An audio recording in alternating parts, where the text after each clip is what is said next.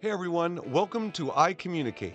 If you've ever struggled with holding people accountable, coaching, and difficult conversations, you're in the right place. iCommunicate provides fresh perspectives and actionable insights to coach leaders, teams, and individuals. In this episode of iCommunicate, I have a special guest today, Phil Ianniello, the managing director of Bank of America Securities. And Phil, really excited to have you today. Thanks for joining. Thanks very much, Mark. Excited to be here. So, Phil and I are going to break down how to shift mindsets and embrace change in uncertain environments. And we're going to share strategies to be agile, be nimble, and really tactfully. The word I want to use today, Phil, is thrive in change. And I want to start out by sharing a story today is I think sometimes when I work with executive teams, we do an exercise on word choice. And I talk about the words, how much words matter. And I'll make the comment that I really hate the expression actions speak louder than words, because frankly, it minimizes words and words matter. So I like the expression actions need to equal words. So one of the things I'll do in this exercise is I'll say, let's talk about some words and phrases every day we use that trigger people, create anxiety and stress and frustrate people. And one of the first words I bring up is the word change. And I'll give the example, Phil, and I'll say, imagine if the CEO of an organization sits down with their executive team and says, hey, everybody, the reason I called you all together today is because there's going to be some big changes going on in what we're doing. And then everybody in the room, body language gets tense and so on and so forth. So, Phil, I guess because the word change is so triggering for people and creates so much fear. In your experience, what is the key to getting people to shift their mindset from surviving change to maybe thriving in change? Absolutely. It's a great question. And if I look at all the volatility companies experience, people are experiencing in their jobs, worrying about, hey, will their job even be around in a few years? It is reframing it towards, all right, how do we think about it as personal growth rather than personal change? Put a positive spin on, because I think mindset goes to the negative when we're in disruptive times and can't see right around the corner. That's right. I feel like most of my conversations with founders, management teams lately has been, all right, we're trying to get our heads around all this change. I've got some of my people that are embracing it and some of them that are hiding under the desks. And so how do I raise the whole performance of my organization? So, Phil, before I address what you just said, you shared an anecdote with me before we started recording today that you talked about how you just drove to Albany in a massive snowstorm. And I'm just curious, you used the word reframing, and I think we both know that's such a critical word with change. So my question to you is, if we could have gotten in your head while you were driving to Albany, what, because you would have had every right to have a negative mindset. I can't believe I need to do this. So what are strategies you use at the executive level when you catch yourself maybe in a negative mindset? Because I want to talk first about how we manage ourselves before we try to coach and inspire others. So if we could have gotten inside your head, what did that look like and how do you reframe? What are your strategies? So at points, it probably wasn't a great place to be inside my ears, but I think as I set out on what I knew would be a challenging journey, and that could be framed in an interesting way across many different use cases, but the mindset was, okay, we know there's going to be bumps in the road, so to speak, or icy shifts, and it's how you react to those minor slips to make sure you don't steer yourself into a full tailspin. And taking the metaphor as much as you can, as far as we can, I think a lot of it is, all right, understanding that volatility has become the norm.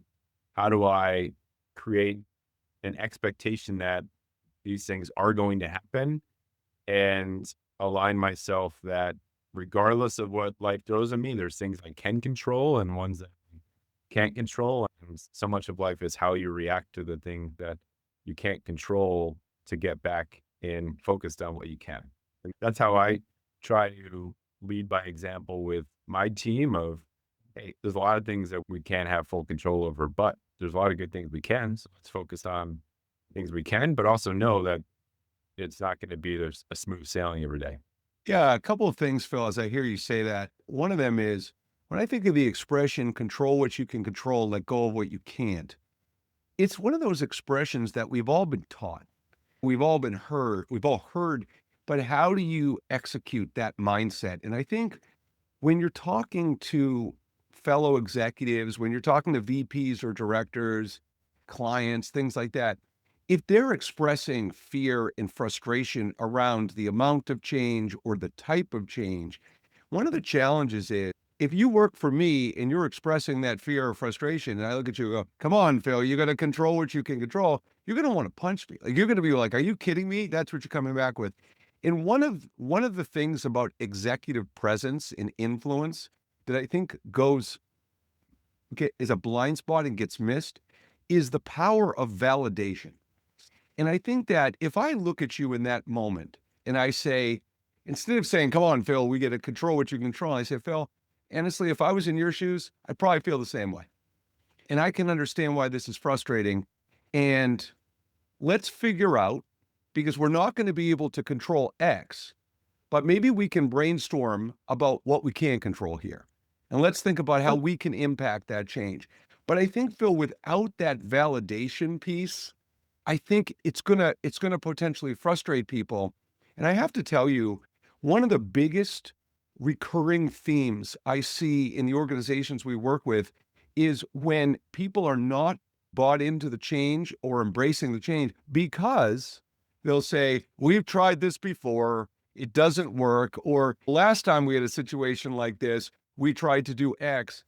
And what fascinates me about that response is, and I call this the shoe bomber theory, okay? And the shoe bomber theory goes like this. A guy walks into an airport with a bomb in his shoe.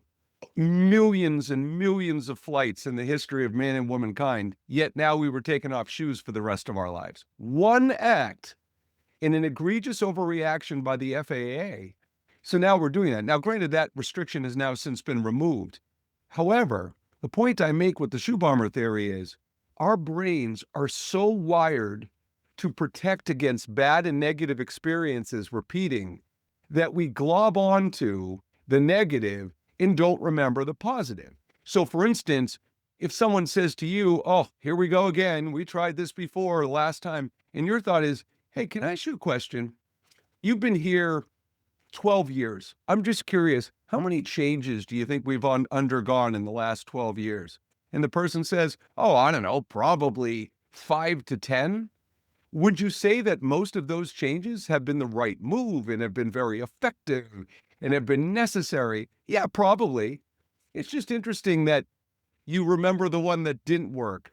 And I think Right. the whole point of reframing to me is the original question was, how do we frame our own thought process? But then the other question is, how do we help reframe other people's thought process? And what I just walked through there is an example of helping someone recognize a blind spot in their thought pattern where all changes have failed without making them feel bad or jamming it down their throat or telling them how they're supposed to think. So I'm just Correct. curious, when you hear that, Phil, how do you think that translates into navigating change, and where could that strategy be even more effective? I think there's often a not a unawareness that these are true relationships, right? You're in the workplace, but these are relationships just like everything else. And there's plenty of people that embrace better communicating with their spouses and active listening and understanding when your spouse just wants to be heard rather than their problem solved. That I think a lot of people don't bring that to the workplace, that same mindset to the Mm. workplace. They're just trying to they're the manager. They're just trying to manage and problem solve. And I think the difference I've found with effective communication with my teams has been understanding some days they just want to vent and express their fears and want to be heard. To your point of understanding when empathy is needed, be there for that. And yes, if there's an opportunity to transition that to a solution mindset, then great, we'll do that. But some days the conversation's just good enough to be left at, wow, that stinks. Sorry you're going through that. And hopefully we'll be on the bright side of it and hopefully in a short time period of time. Yeah, I think one of the things I'm getting from your point is, and when you talk about empathy, there's a couple of things that are significant about empathy. One is most leaders and executives become leaders because they have an innate desire to problem solve. And same as being a parent or same as being a partner or whatever, right? So for me, what's interesting about that is the ability to just let someone vent, be a sounding board, listen, has to, for that to happen, you have to put your innate desire to problem solve aside because that may not, as you said, that may not be appropriate. What I think, in my experience, Phil, what I think is difficult about empathy for many entrepreneurs, executives, owners is they associate the word empathy with coddling or enabling or being soft or weak. And see, to me, what is your expectation if you're dealing with an uncertain environment and you know that the company is going to have to adapt and evolve through these changes? What is your expectation of how people will react? What is the expectation from the start? And I would challenge those very same owners and executives. If your expectation is that people will be positive and embrace it, based on what? Right? Because how do you do if you're the one going through the change? Phil, I don't know too many people in the world that when they're dealing with change, they're jumping for joy, they're excessively positive. So I think part of it is that empathy piece is, and empathy isn't, you don't know how the other person feels, but taking a moment to put yourself in the other person's shoes and reflect on how you would feel if you were in their shoes, that's huge. Absolutely. And I think in this age of disruption we're in and the what will be the modern workplace in 2 to 3 years, I'm in my career of 20, 25, 26 years, I have not seen such a level of worry.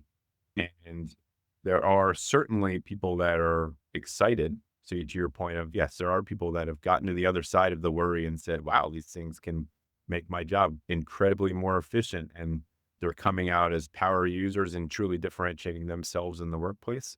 So when it's integrated in the right way of using these as tools, not as job replacers, but I think as leaders, we need to get to the other side of that as quick, perhaps faster than our teams to be able to signal out that stability, but also not be afraid to be candid around when there is continued uncertainty because the authenticity goes a long way that if a manager isn't so sure about what's coming next, telling people you're not so sure sometimes is better than just prognosticating that everything's gonna be okay in 5, 6 months.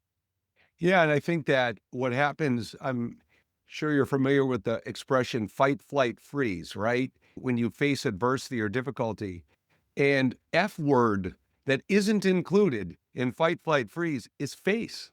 And I think that's part of it because I think people become very stuck and frozen because when you have uncertainty, if you look at our political and financial climate right now, there's so much uncertainty. And so it creates a level of stuckness for people. They don't know how to move, they don't know how to move forward and take action. And I think, again, it comes down to, like we talked about earlier, a mindset, Phil. It's not just control what you can control and let go of what you can't. To me, it's what I call being empowered versus being a victim. Because this is the thing is a lot of times we see ourselves as victims when we get stuck and when we have that fixed mindset. And I think feeling empowered, and if you look at your team, Phil, and I don't, we're just getting to know each other and I don't know a lot about your team, but when you look at your team, when you are talking to people who feel stuck, who feel caught, who can't face what's happening currently, aside from reframing, are there other go-to strategies you use that you found to be effective? I generally try to revert to other times in my career where I can put myself in their shoes and what they're experiencing, so that kind of reverting to empathy and helpful anecdotes to say, "Hey, I made it through.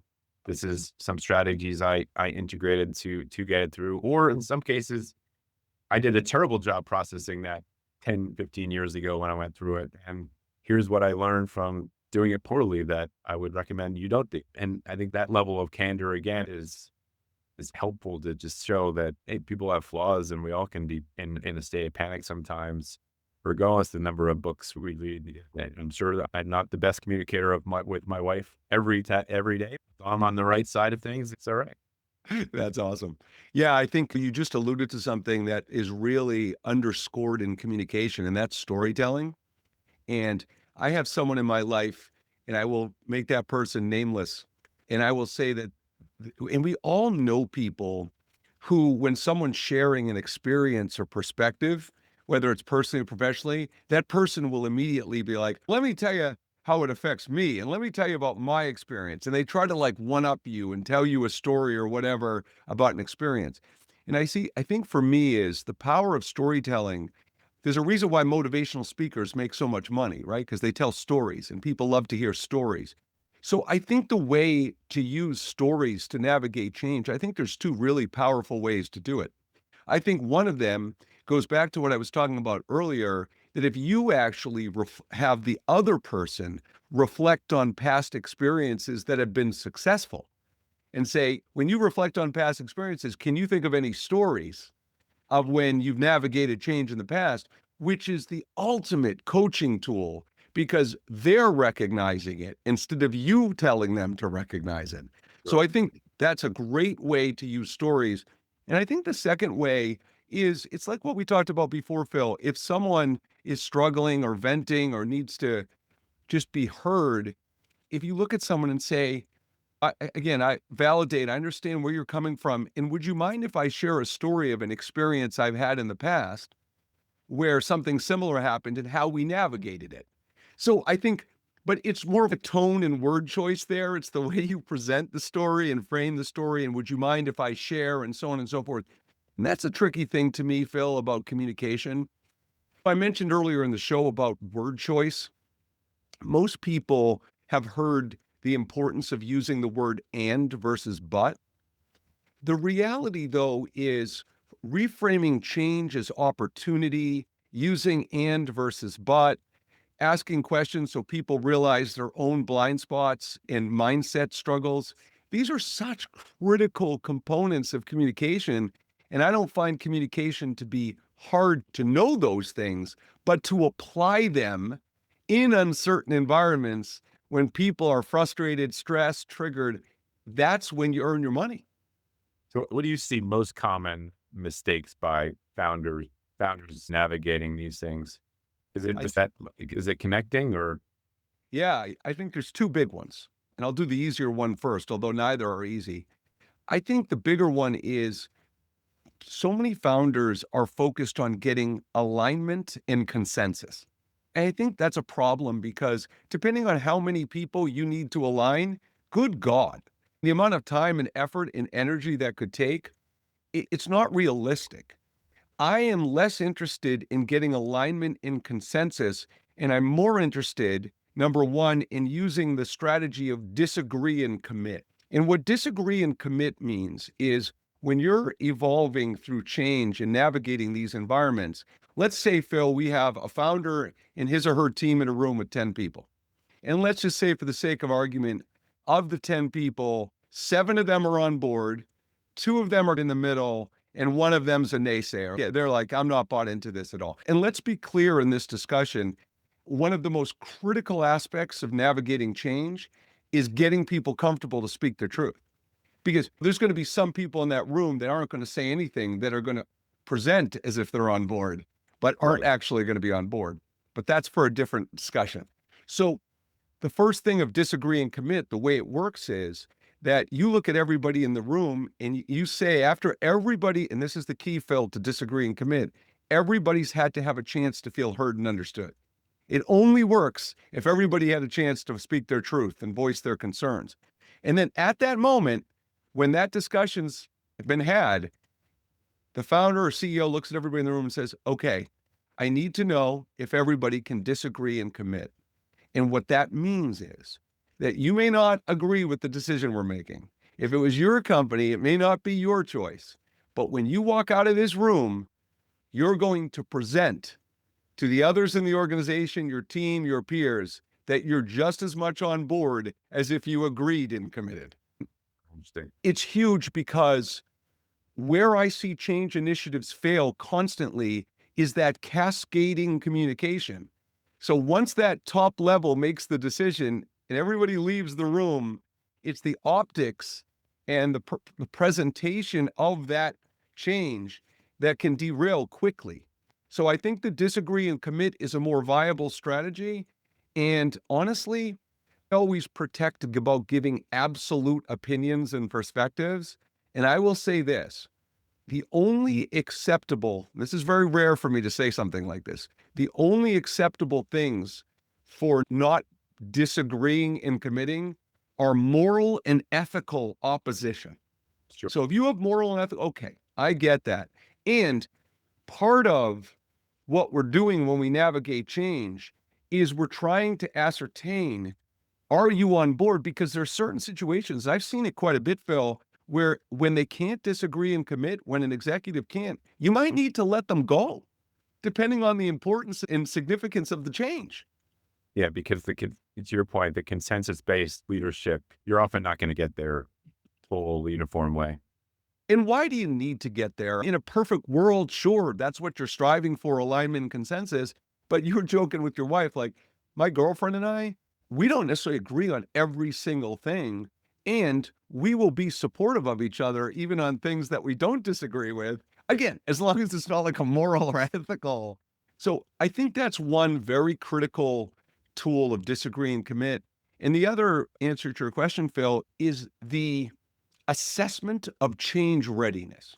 And I was just alluding to the fact that you've got three kinds of people with change, right? You've got the champions of change. We love them. You've got the naysayers of change, which, believe it or not, I like them as long as they communicate that they're against it and I don't get surprises, because then I know where I stand. If you're speaking your truth and you're telling me, at least I know we can have a conversation, possibly do something about it. The third group is what scares the heck out of me. And the third group are that middle group. And I wish I had a nicer way to say this, so I apologize up front, but the sheep. Sure. And the sheep are the ones that are so easily influenced to the champion side or to the naysayer side. They haven't made a decision, they have stress, they have fear. And so now when the meeting's over, when we try to do disagree and commit, and that middle group walks over to a naysayer, and the naysayer, can you believe we're doing this? This is crazy. We shouldn't be making this decision. And then that middle person's immediately swayed down to the negative. So I think that change readiness, what's really important about change readiness is how to assess a person's change readiness. And one of the tools we give, we don't have a long enough podcast to go into too much detail on this for the moment, but one of the really fun tools I use, Phil, to assess change readiness is I take the commonly used 1 to 10 scale and reframe it to a 0 to 10 scale. And I'll tell you how I use it. Okay. So in our world, a 1 to 10 scale is used where if I said to you after our podcast today, Phil, what'd you think of the podcast? In a 1 to 10 scale, if you said 1, 2, 3, 4, it sucked, 5, 6, 7, it was okay, and 8, 9, 10, it was great. That's the typical Yep. 1 to 10 scale. But with change readiness, picture someone on your team who you're feeling is either a naysayer or somewhere in the middle, and you're not really totally sure where they stand. And you look at them and say, hey, Mark, let me ask you a question. On a 0 to 10 scale, what do you think is the benefit or the value of this change? 10 being you think it's necessary, helpful, it's going to serve us well as an advantage. 0, you think it's horrible. And they say, Phil, truthfully, it's probably like a 2 or a 3. Here's the thing. They could have said 0. And I'm not being cheeky when I say that, right? Like, I don't propose that, Phil, if your team member says 2 or 3, you start jumping up and down saying you're excited, but they could have said 0. And you Yeah. know what I do, Phil? And there's a chance. That's right. And so the question after someone says 2 or 3 is, hey, I'm feeling good because you could have said 0. So I'm just curious as to why you picked 2 or 3. If someone is at 0, we call that pre-contemplative. And someone who's pre-contemplative is not even considering the change. They don't see the value in the change. And The most common reason people are at zero is because they believe they've tried to be a part of this change in the past and have failed. Whereas two or three is pre-contemplative, which is they're thinking about it, right? They're thinking they're not ready to do it, but they're in that middle category, Phil, waiting to get swayed, so to speak. So anyway, that's my answer to your question. I think the disagree and commit strategy is one, and I certainly think assessing change readiness would be another huge common theme I see. Absolutely.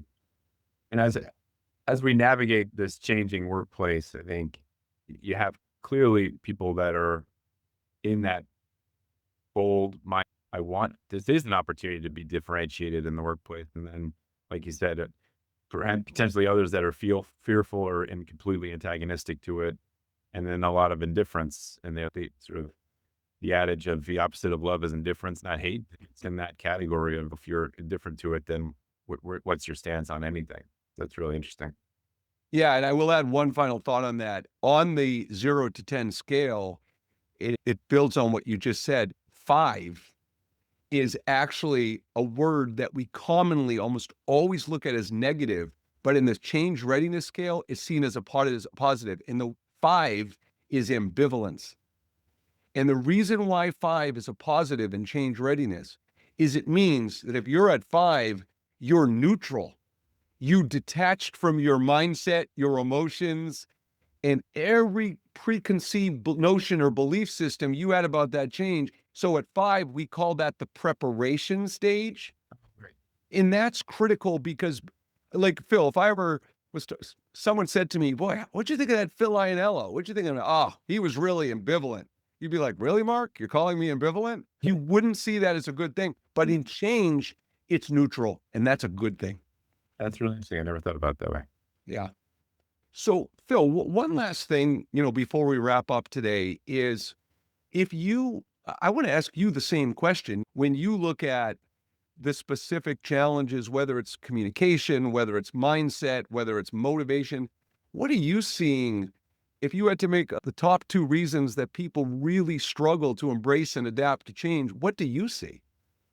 I think it gets back to somewhat we've already covered, but people try to they look back and try to learn from everything that's been done before. Sometimes that clouds their judgment because it may have certain method may have not worked last time, etc.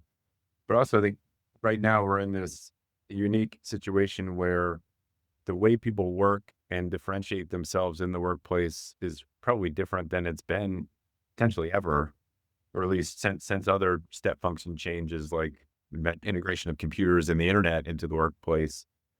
And that's scary, but the way I see people navigating it now is you there's a kind of a renewed awareness that relationships matter, the bringing a human element into what you do matters. And I think this could be the entering a golden age, so to speak, of respect for kind of the behavioral psychology of what we do, which hopefully is good for all of us, and embracing the fact that the fives, so to speak, are the people that can be differentiators in the workplace and be your change agents to drive growth in the future.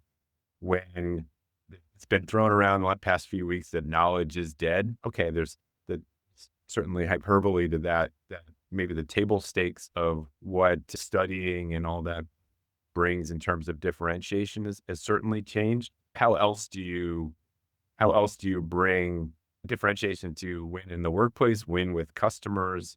And that's something that we've been focusing on a lot lately of, all right, if my clients have access to all of the information that they used to depend on me for, how do I continue to be differentiated? A lot of it's going to be the personal anecdotes that aren't in an LLM and that are training a model that you pick up from human experiences over time and communicating with each other in an open way, not necessarily reading a whole bunch of books and Mm. regurgitate. I think that's kind of why I'm excited about what the next few years bring because the fear is, all right, all this will replace jobs. No, I think it'll make our jobs incredibly more efficient and get back to truly the human element of connection and building trust.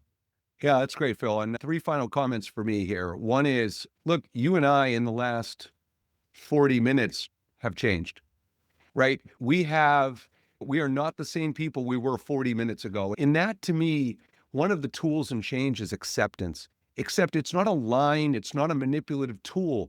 Like we change every day from our experiences that we have. We just are different. I learned things from you, you learned things from me, we're different. So I think acceptance is it's an obvious but critical piece. The second thing is that I think about one of the most critical aspects of being a change agent. And it's such a mindset shift, Phil, because it's, I don't believe the way to get people to change is to persuade and convince them. I don't think that works. I think the way to get people to change, and my definition of the word inspire, is to ask them questions, thought provoking questions that help them recognize on their own the value of the change, the consequences if the change doesn't take place. And I think that's really critical as a coach. Can you get in the mode of being a thought-provoking question asker to guide people as opposed to telling them, this is what we need to do, this is why we need to do it, and this is why you should care? So I think that's a second really critical component. And the third and final thought for today is expectations, having realistic expectations. Whenever I hear someone, and my mother often says this, my 84-year-old mother, she'll say, I don't have any expectations of anybody. And I'm like, that sounds like a victim mom. Like, I don't know about having no expectations. But I think when you're navigating some of these changes, again, based on the size of the change and the type of change, what's realistic to expect? When you sit in a room and discuss this with your team, what do you expect is going to happen? And I think having realistic expectations going into what's going to happen, when it's going to happen, I think is the third and final point I wanted to impart. So, Phil, thank you so much for joining for this episode of iCommunicate. For Really having me. appreciate it. So, for Phil Ianniello, I'm Mark Altman, and we'll see you next time on iCommunicate.